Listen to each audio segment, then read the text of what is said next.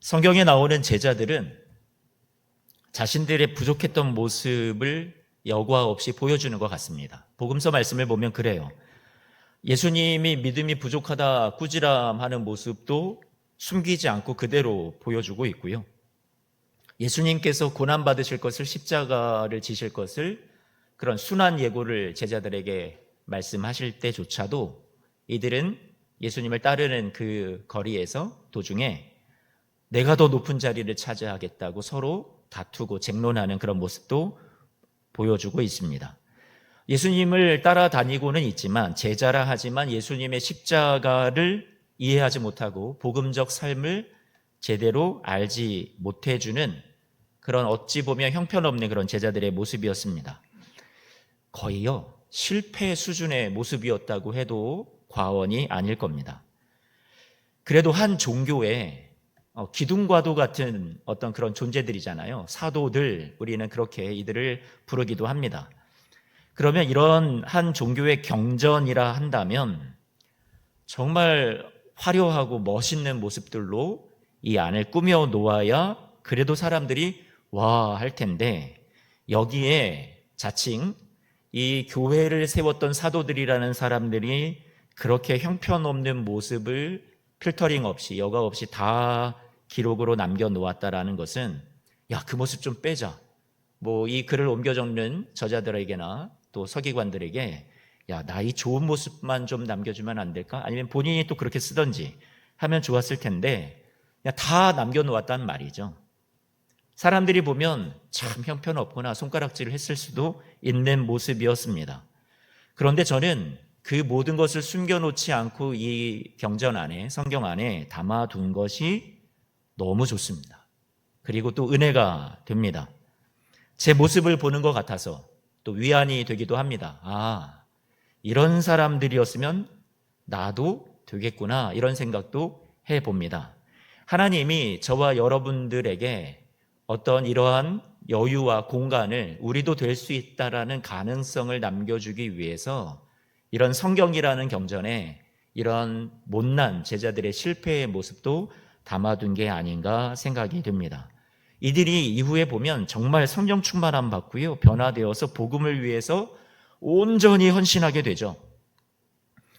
그런데 우리는 그 사람들의 모습을 지금 생각하면 뒤따라가기가 너무 어렵다라는 생각도 하게 됩니다.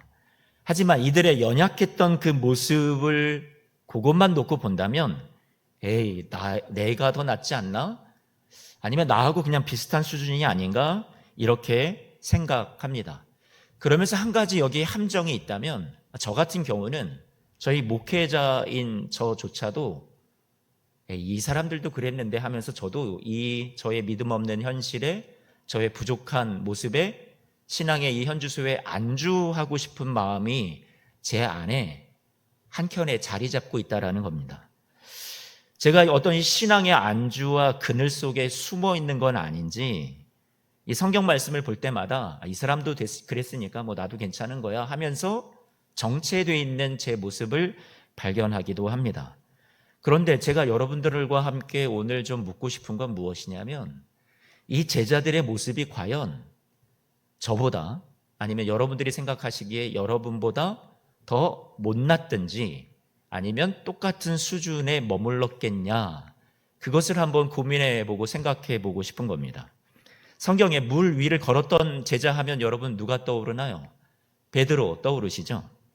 그런데 여러분들이 물 위를 걸었다, 이 사건의 어떤 기적의 유무, 진짜 신빙성, 이런 것들을 과학적인 걸 떠나서 저는 이 베드로가 물결을 보고 무서워할 법하지만 예수님에게 주여 나에게 명하사 물 위를 걷게 하소서, 이렇게 예수님에게 이런 멋진 고백을, 멋진 이야기를 전했다라는 사실이 저는 베드로에게 있어서 되게 좋은 모습이라고 생각이 됩니다. 저는 되게 감동이 돼요, 베드로의 그런 모습이. 왜 다시 의심하였느냐라는 예수님의 말씀을 후에 듣게 되긴 하지만, 그래도 이런 고백 멋있게 할 수 있는 베드로의 어떤 용기가, 또 나서는 모습이 저는 되게 좋게 높이 평가하고 있거든요. 혹시 여러분들은 그렇게 생각되지는 않습니까? 괜히 나섰다가 야단 맞은 베드로보다 그냥 가만히 있었던 다른 제자들이 더 낫다. 가만히 있으면 어디라도 간다? 네, 중간이라도 간다. 혹시 여러분들은 그렇게 생각하시는 건 아닌지. 그런데 베드로가 경험한 것을 생각을 해보면 안 해본 것보다 저는 경험을 해본 베드로가 훨씬 더 멋지다고 생각이 됩니다. 엊그제 금요기도회 시간에 제가 도마에 관한 설교를 했습니다. 도마 그러면 앞에 따라다니는 그 수식어가 네 글자가 있죠. 그게 뭐죠, 여러분? 의심 많은 도마. 그런데 이 도마가 수천 년 기독교의 역사 속에서 여러분 사람들의 입방아에 오르내리고 도마가 도마 위에 올려졌습니다. 이 수준 높으신 분들만 지금 제 유머를 이해해 주십니다. 사실 도마에 대해서 여러분들이 잘 알지를 못합니다. 그렇죠? 그런데 우리는 이 도마를 성경의 어떤 한 구절을 보면서 그 요한복음 20장 말씀을 보면 이 도마가 없는 자리에 예수님께서 부활하신 몸으로 제자들에게 나타나셔요. 그런데 하필이면 도마가 없는 자리에 나타나셨을 게 참 안타까운 일이라고 생각이 되는데 이 제자들이 우리가 부활하신 주님을 봤다 하면서 막 입에 거품을 물고 침 튀어가면서 도마에게 말했을 겁니다. 성경을 찾아보시면 침 튀었다는 얘기는 없습니다.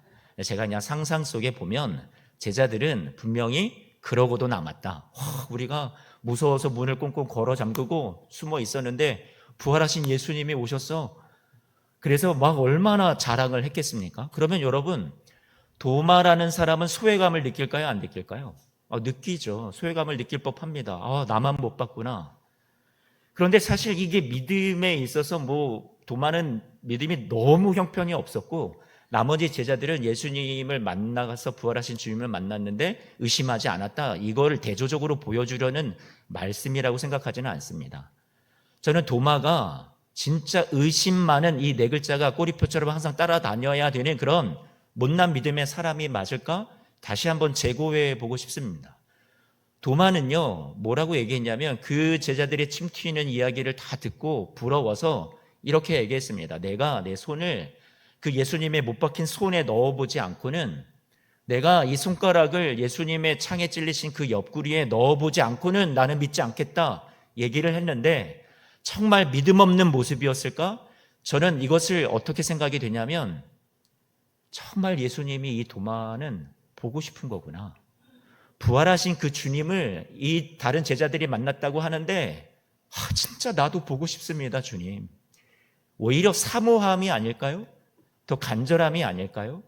여러분들은 누군가가 은혜를 받았대요. 누군가가 기도 응답을 받았대요. 누군가가 말씀이 너무 좋대요. 누군가가 내가 교회를 위해서 이렇게 애를 쓰고 헌신하는데 내가 그 가운데 일함 가운데 주님의 은혜를 내가 경험했습니다 하면 여러분들은 어떤가요?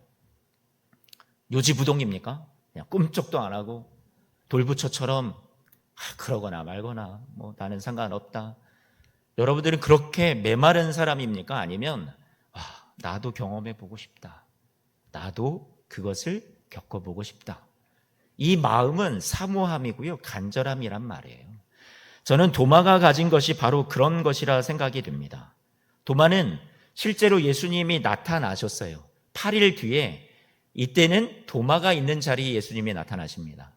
저는 예수님이 따뜻하다고 생각이 되는데 도마가 이 얘기하는 것을 그렇게 아쉬워하고 만나고 싶어하는 그 간절함을 아셨는지 예수님께서 8일 뒤에 다시 도마가 있는 자리에 나타나 주십니다. 그런데 막 손가락을 집어넣겠다 했던 도마가 요한복음 20장 말씀을 쭉 살펴보면 진짜 손가락을 집어넣었다? 예수님이 나타나셨는데 그렇게 하지 않습니다. 그런 내용이 쏙 빠져 있습니다. 그냥 부활하신 주님이 나타나신 것이 자기를 기억해 주셨나 보다. 나의 이 한 많은 이 신음소리 너무 부러워하는 이 마음을 아쉬워하는 마음을 알아주셨나 보다 싶어서 예수님이 나타나시자마자 도마가 고백했던 것은 무엇이었냐면 뭐였어요, 여러분? 나의 주시오, 나의 하나님이십니다. 이렇게 고백합니다. 막 터져 나오는 거죠, 그 감격이. 그래서 제가 여러분들에게 말씀드리고 싶은 건 무엇이냐면 도마는 저보다 더 사모함이 많았던 사람인 게 분명하구나, 이런 생각을 하게 됩니다. 나보다 낫다. 여러분은 어떻게 생각이 되시나요? 여러분들에게는 간절함이 있습니까? 주님을 정말 만나고 싶은 그런 사모함이 여러분 안에 있으십니까? 오늘 본문 말씀을 보면 본문에 나사로의 누이들이 마리아, 마르다겠죠. 이 두 사람이 예수님의 어떤 그런 제자들이 걸어가는 그 길까지 찾아와서 사람을 보내어서 사랑하는 자가 죽었습니다. 병들었습니다. 이렇게 얘기를 합니다. 나사로를 말하는 거고, 나사로와 예수님이 가까운 사이였으니까 소식을 전했는데요. 6절 말씀, 요한복음 11장 6절입니다. 오늘 저와 여러분들이 요한복음 11장 말씀을 본문으로 삼고 보고 있는 것 아시죠? 6절 말씀을 보니까 나사로가 병들었다함을 들으시고 그 계시던 곳에 어떻게 하셨대요? 이틀을 더 지체하신 겁니다. 유하셨다. 거기에 더 머무르셨다라고 얘기합니다. 아니, 병들었다는 소식을 들으면 바로 가도 모자르는데, 모자랄 판에 이틀을 더 유하셨다라는 건 좀 이해가 되지는 않습니다. 그런데 7절 말씀을 보면 그 후 이틀이 지나서야 이 제자들에게 그 나사로가 있는 곳으로 유대를 지나서 가자 하시는 거예요. 제자들은 아니, 우리가 지금 지나온 과정 속에 여러분, 유대의 사람들이 예수님과 이 제자들을 배척하는 사람들이 있었는데 돌로 쳐서 죽이려 했거든요. 그러면 모든 위험이, 죽음의 위협이 도사리고 있는 그곳입니다. 그런데 예수님은 가자 하시는 거예요. 누구 때문에 가실까요? 나사로 때문에 가자 하시는 거겠죠? 그런데 이 제자들은 8절에 이해가 되지 않으니까, 아니, 예수님 지금도 방금도 돌로 치려 우리를 죽이려 했는데, 예수님 죽이려 했는데 또 그리로 가시려 한다고요? 이렇게 묻는 거죠. 그런데 예수님이 온통 머릿속에는 누가 있었냐면 진짜 나사로가 있었어요. 나사로 도와주고 싶어서. 11절 말씀 볼까요? 11절 말씀을 보니까 우리 친구 나사로가 어떻게 되어 있다고요? 잠들었다. 내가 깨우러 간다. 제자들이 생각할 때는 병들었다는 소식도 마리아, 마르다가 전해준 소식도 듣고 예수님과 같이 들어서 알고 있었는데, 예수님이 잠들었다 하니까 그냥 좀 어떤 가벼운 질병에 걸려서 지금 쉬고 있고 충분히 수면을 취하고 난 다음에 일어나겠거니, 이렇게 머릿속에 생각이 들었던 겁니다. 그러니까 12절 말씀에 제자들이 뭐라고 얘기하죠? 주여, 잠들었으면 낫겠나이다. 일어설 겁니다. 회복될 겁니다. 휴식을 취하고 있으니까 회복되지 않을까요? 이 얘기를 하는 거죠. 그런데 13절 말씀에 보니까 예수님이 말씀하셨던 건 뭐였냐면 죽었다라는 걸 얘기하셨던 거고, 그런데 제자들은 잠들어 쉬는 거라 생각을 했었던 거였습니다. 예수님이 다시 바르게 말씀해 주시죠. 14절 말씀에 보니까 아니, 그가 죽었다고 이렇게 말씀해 주십니다. 15절 말씀을 보면 예수님이 제자들한테 내가 거기 나사로가 병들었을 때 당시에 그 시각에 있지 않았던 것을 너희 때문에 기뻐한다. 너희를 위해서 기뻐한다. 15절에 그러시는 거예요. 좀 생뚱맞잖아요. 그리고 너희로 믿게 하려 함이야. 그리고 우리 가자. 이렇게 말씀하시거든요. 아니, 나사로가 병들었을 때 정말 그를 고쳐줄 수 있었을 때 그 타이밍에 거기 계셨어야지. 지금은 죽었다면서 거기 없었던 것을 기뻐한다라는 것은 무슨 말이며, 우리를 위해서 또 그렇게 말씀하시는 건 또 뭐고, 우리로 믿게 하려 한다라는 건 뭔가 당초에 이해가 되지 않습니다. 다 모르겠어요. 그런데 예수님의 계획은, 예수님이 지금 생각하시는 것은 무엇이었냐면, 당장 가서 그때에 거기에서 고쳐주지는 못했지만, 지금은 비록 죽어 있지만 그 나사로를 다시 살리시는 과정을 이 제자들에게 보여줌으로써 그곳에 있었던 나사로의 가족들도, 나사로를 잘 알고 있었던 주위의 이웃들도 죽음과 공포를 두려워하는 사람들이거든요. 사망 가운데 저주 아래 놓여있던 사람들이거든요. 인생의 고통과 그 고통의 정점이라고 할 수 있는 그 죽음 아래서 우리는 모두가 불행한 사람들이야 라고 생각하고 있었던, 그렇게 소망이 없었던 사람들이거든요. 그런데 비록 지금 나사로가 질병에서 끝난 게 아니라 죽음을 맞이했지만 예수님은 이 사건을 통해서 보여주고 싶었던 게 있었던 거잖아요. 죽음과 사망이 너희의 운명의 끝이 아니다. 나는 이 죽은 자를 살려내어서 내가 너희를 죄악과 사망의 무덤에서 동굴에서 꺼내어 흑암의 권세, 사망의 권세에서 너희를 살리는 너희의 주라는 걸 알려주고 싶어 했던 거잖아요. 이들의 운명이 거기서 끝나지 않아. 너희는 죽음으로 사망으로 끝나는 존재들이 아니야. 나사로도 살아나고 너희도 앞으로 그렇게 될 거고 나 또한 죽음 가운데 내가 십자가에 놓여지겠지만 내가 다시 살아 우리 모든 사람들을 죄악과 사망의 권세에서 살려낼 거야 라는 소망이 예수님에게는 있었던 거잖아요.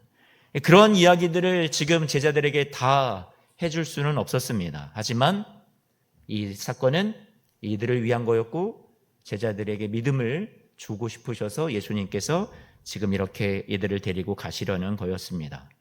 17절 말씀은 우리가 말씀을 구절을 살펴보면 이미 그곳에 가보니 어떻게 되어 있어요? 베다니 나사로가 죽은 곳을 가니까 나사로는 죽어 있고 죽은 지 4일이 지났습니다. 썩는 냄새도 났겠죠. 소망이 없었던 거예요.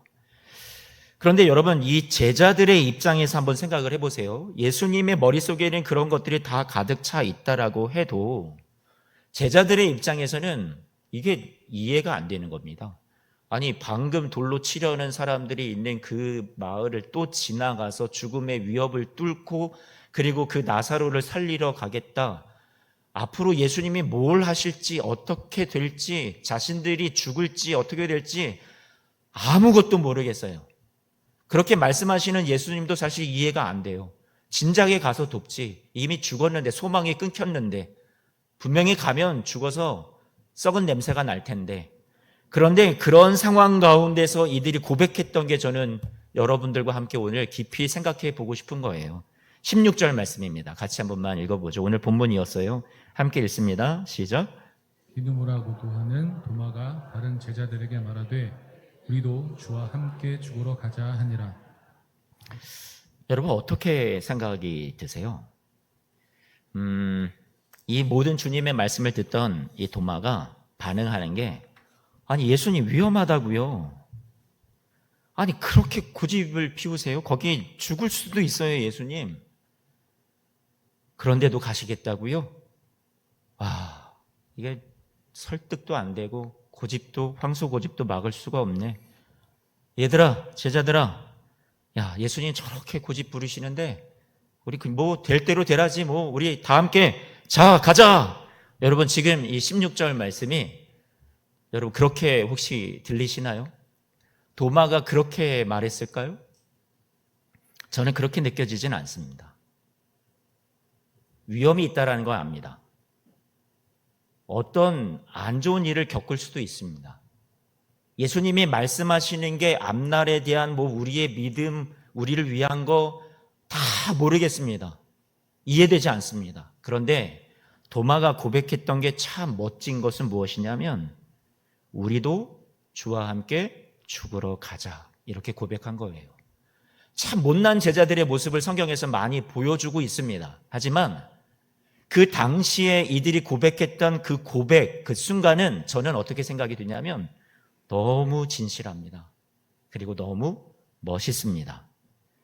베드로가 요한복음 13장 말씀에 보면 예수님이 가시는 그 길을 너는 올 수 없다, 너희는 올 수 없다 그러니까 베드로가 장담합니다.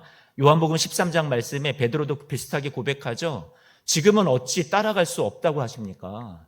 주를 위해서 내 목숨을 버리겠습니다. 여러분 베드로도 멋있지 않으세요? 물론 이들이 이후에 또 실패합니다. 또 연약하고 또 넘어져요. 그런데 저는 이들에게 있어서 이 고백 하나하나가 후에 멋진 사도가 되는 그 다리를 연결시켜주는 그 과정이 되는 징검다리였다라고 생각이 됩니다. 이러한 믿음의 고백이 부족했지만 또 쓰러질 걸 알지만 또 주님을 실망시켜 드릴 것은 알지만 그럼에도 불구하고 이들의 이러한 고백들이, 멋있는 주님을 향한 헌신과 결단들이 당장에 이해되지 않지만 내가 따르겠습니다라고 그렇게 멋있게 선언했던, 나 주님 따라가고 싶다라고 했던 그 순간만큼은 진실했다고 생각이 됩니다. 그런데 제가 묻고 싶은 건, 저와 여러분들에게는 이러한 고백을 드려본 지가 언제인지를 묻고 싶은 겁니다. 여러분들도 그래, 나도 부족해, 제자들의 그 부족한 모습과 닮아 있어 하는데, 여러분들은 주님 앞에, 주님 다 이해되지 않습니다. 나에게 믿음을 주시겠다고 하는데 내 앞에 어떤 일이 놓여 있는지 나도 다 알 수가 없습니다.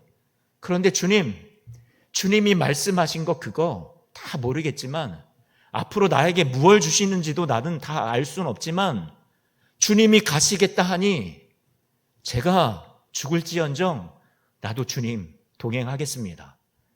여러분에게 이런 고백은 언제였습니까? 제자들에게 도마가 도전한 겁니다. 선동한 거예요. 오늘 16절 말씀을 보니까 다른 제자들에게 말하되 이랬어요. 그런데 이 성경 이야기 속에 다른 제자들이 아무도 여기에 어떤 이의를 제기하거나, 야, 뭔 소리야, 지금 죽으러 가는데 만류해, 예수님 막아, 이런 사람들이 없었단 말이에요. 모두가 다 그래, 우리도 같이 주님과 함께 가자 했다라는 거죠. 참 볼품없는 제자들의 모습도 많지만, 저는 저보다 훨씬 더 멋있는 그런 제자들의 멋있는 도전의 모습들이 성경에 소개되어 있는 것을 또 보기도 합니다. 사랑하는 성도 여러분, 이들은 요한복음 말씀이 지어진 것은 이 예수님이 돌아가시고 난 이후에 60여 년의 세월이 흐른 다음에 요한복음 말씀이 지어졌단 말이에요. 그러면 그 당시에 교회의 제도권이 생기고, 사도라, 이 사람들은 칭송받고 높임받고 권위를 인정받았던 사람들이란 말이죠. 그런데 요한이 이 인생의 말기에 요한복음을 기록하면서 와, 내가 사도다 이렇게 고백하지 않아요. 여기에 나와 있는 제자들은 그냥 이름 몇 개 올라갔을 뿐이고, 그냥 제자 이렇게 말하지, 나 사도는, 누구 사도는 이렇게 표현되지 않는단 말이에요. 그들의 못난 모습 보여주고 있죠. 그리고 요한마저도 자신을 가리켜서 나 요한 사도는 그렇게 말을 못합니다. 내가 주님을 사랑하는 제자, 이렇게도 표현하기가 어렵습니다. 주께서 사랑하시는 제자. 요한복음에 자신의 이름조차 올리기가 부끄러워서 요한은 주께서 사랑하시는 제자라고 썼단 말이에요. 그 무엇을 의미합니까? 나 진짜 못났는데 내가 오늘 여기에 이 자리에 선 것은 주님의 은혜였습니다. 주님의 사랑하심 때문이었습니다. 참고 용납하시고 기다려주시고 이해해주시고 나를 끌어주신 것은 주님의 사랑이었습니다. 이 얘기를 하고 싶어서 요한은 주께서 사랑하시는 제자, 자신을 그렇게 표현했단 말이에요. 이들의 여정 속에 오늘 우리는 도전을 다시 받습니다. 참 못난 거 본인들도 알아요. 그런데 그러한 여정 속에 자신을 겸손히 감추고 있었지만, 우리는 이들 안에 또 우리가 발견할 수 있는 멋진 모습도, 도전의 모습도, 또 진실한 주님을 향한 헌신의 고백도 볼 수 있습니다. 베드로가 요한복음 6장 말씀을 보면, 요한복음 말씀에는 예수님께서 오병이어의 기적을 일으키시거든요. 그러면 사람들이 떡을 먹은 것을 보고서 와, 떡 먹고 배부르니까 저 예수님 따라가자. 그런데 예수님께서 떡만을 원하는 이 사람들을 안타까워하시면서, 내가 떡을 너희에게 주어서 배불리 먹이기도 했지만 내가 진짜 주고 싶은 건 내 자신을 참 생명의 떡, 하늘로서 내려오는 떡으로서 내 자신을, 생명을 너희에게 다 주어서 너희를 살게 하고 싶어, 막 이런 얘기를 하는데, 이 얘기가 와닿지 않는지 많은 사람들이 떠나갑니다. 그때 예수님께서 남아있는 제자들에게 너희도 가려느냐 물었을 때, 요한복음 6장 68절 말씀을 보면 베드로가 그렇게 고백합니다. 주여, 영생의 말씀이 주께 있사오니 우리가 누구에게로 가오리이까? 멋있지 않으세요, 여러분?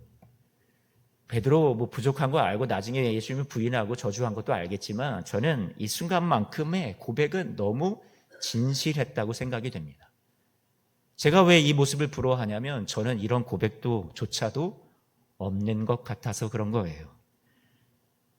사랑하는 성도 여러분, 여러분들은 예수님을 믿는 그 믿음이 명목상입니까? 아니면 여러분들은 정말 그리스도인이 맞습니까? 제자가 맞습니까?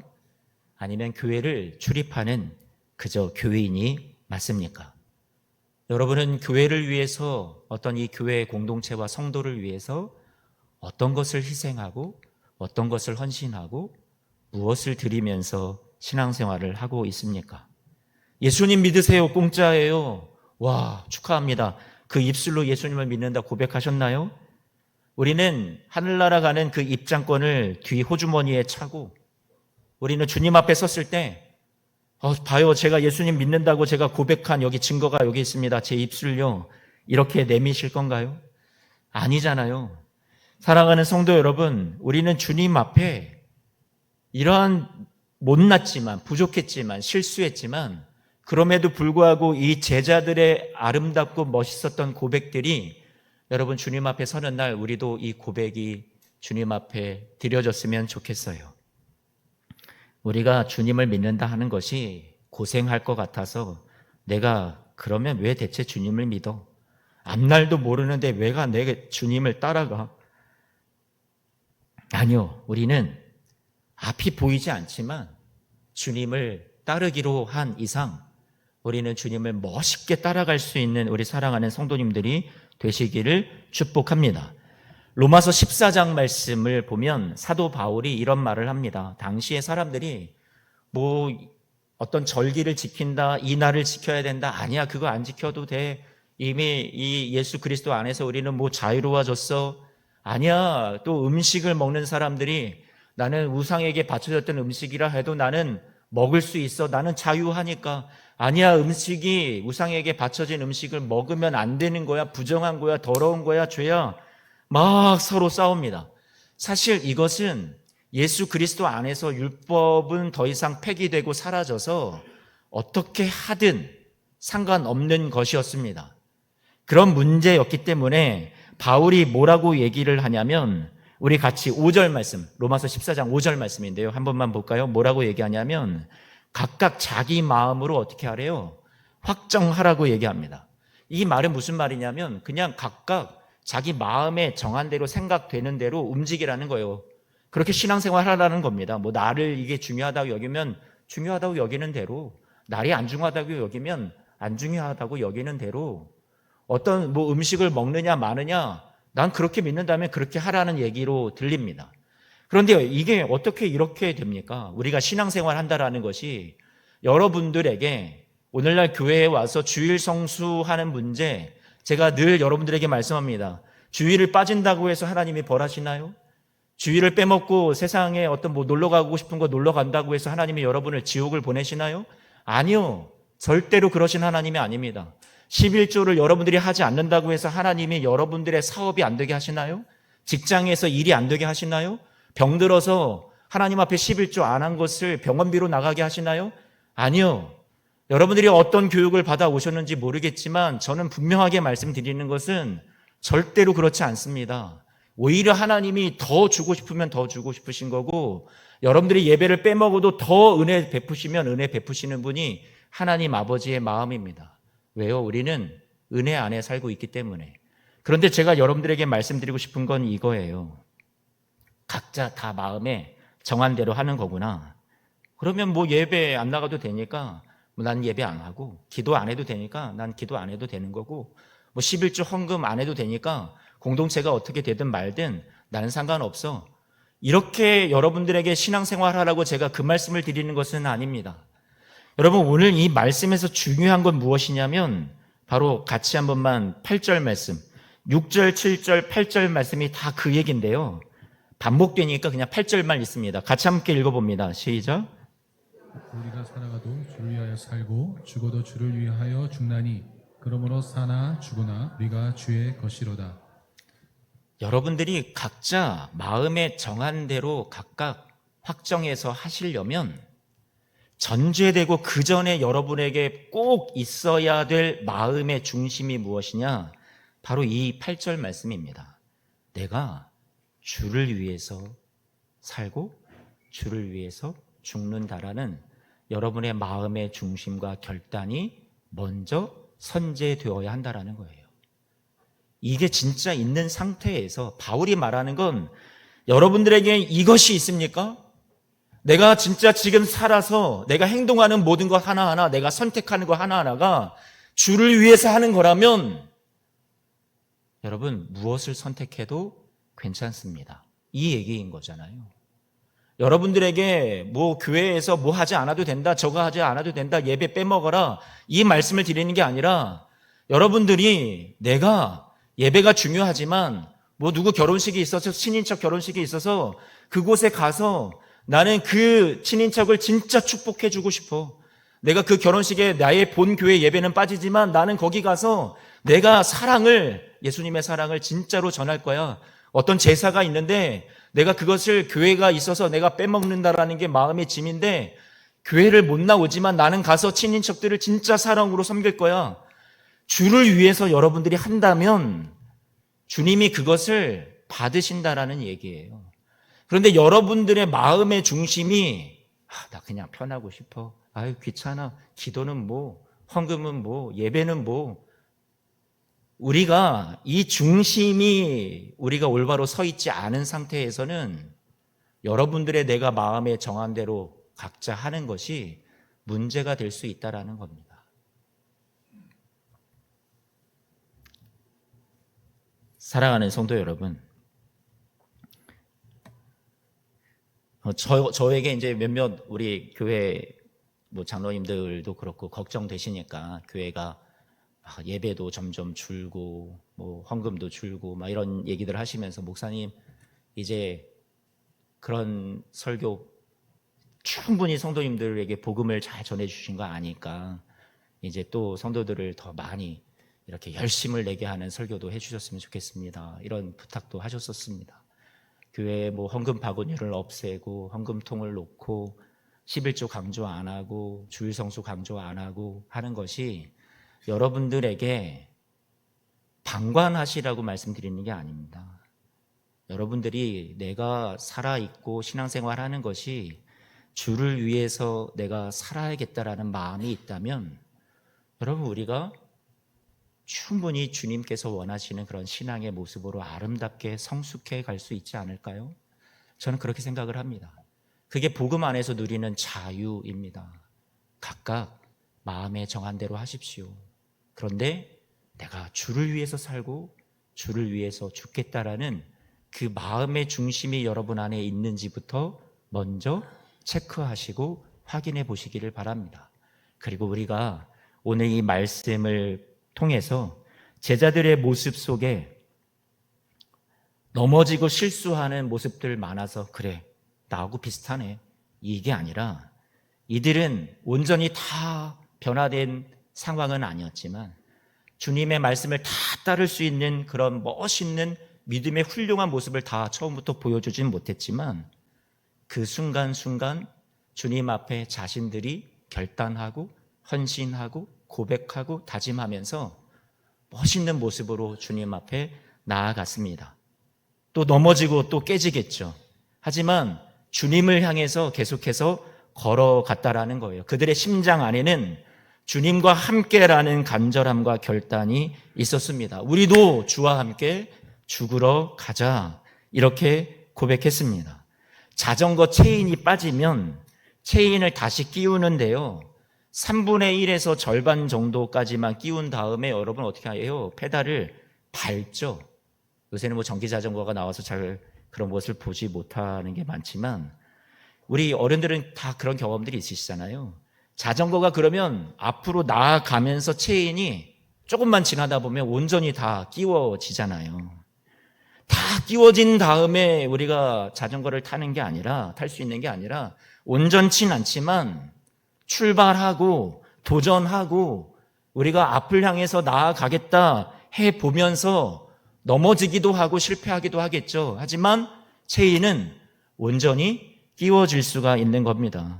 사랑하는 성도 여러분, 넘어지는 걸 두려워하지 마시고요. 앞에 어떤 것이 놓여 있는지 다 알 수 없는 여러분의 안전과 편안한 미래를 여러분들이 보장받는 것을 생각하지 마시고요.